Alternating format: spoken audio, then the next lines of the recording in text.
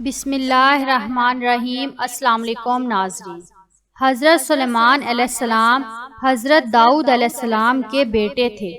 وہ اپنے والد کے بعد بنی اسرائیل کے بادشاہ بنے۔ اللہ تعالیٰ نے حضرت سلیمان علیہ السلام کو اپنا رسول چنا۔ انہیں جانوروں، پرندوں اور جنوں کی زبان سمجھنے کا معجزہ دیا۔ ایک دفعہ حضرت سلیمان علیہ السلام نے ملک کے سب پرندوں کو اپنے پاس بلایا۔ ہدہد کے سوا سب پرندے آ گئے۔ تھوڑی دیر بعد وہ بھی آ گیا۔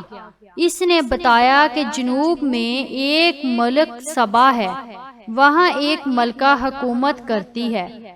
وہ ملکہ اور اس ملک کے لوگ سورج کی پوجا کرتے ہیں۔ حضرت سلیمان علیہ السلام نے ہدہد کو حکم دیا کہ ان کا خط اس ملکہ کو پہنچائیں۔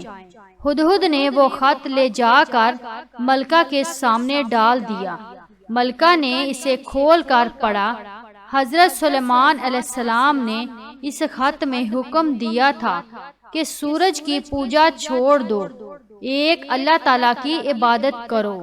اس پیغام سے ملکہ فکر مند ہو گئی۔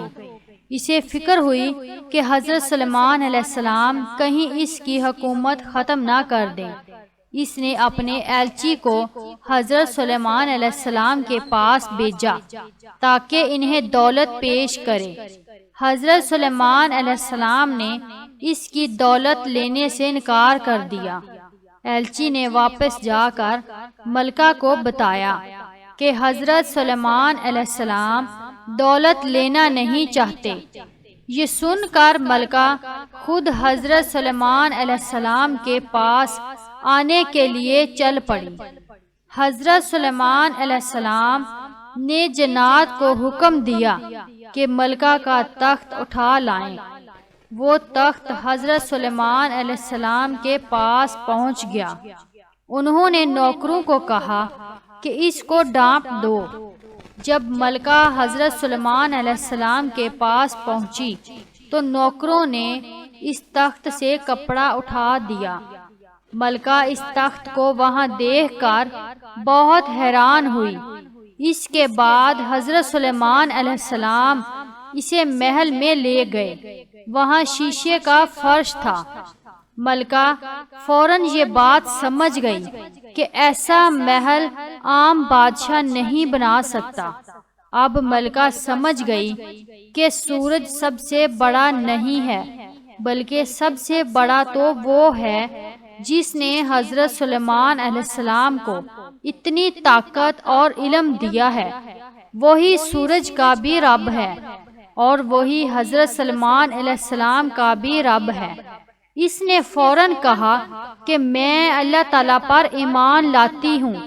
ایک دفعہ چیونٹیوں کے سردار نے حضرت سلیمان علیہ السلام کی فوج کو آتے دیکھا۔ اس نے چیونٹیوں کو حکم دیا کہ جلدی سے اپنے بلوں میں گھس جاؤ۔ اس نے چیونٹیوں کو یہ حکم اس لیے دیا تھا کہ حضرت سلیمان علیہ السلام کا لشکر بہت بڑا ہے، انہیں کچل نہ دے۔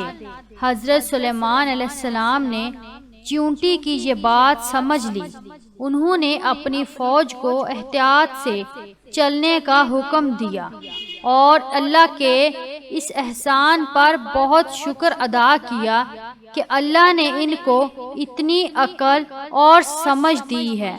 ناظرین، آپ کو ہماری یہ ویڈیو پسند آئی ہے تو پلیز اسے لائک کریں، ہمارے چینل کو سبسکرائب کریں اور کمنٹ باکس میں اپنی رائے کا اظہار ضرور کریں۔ شکریہ۔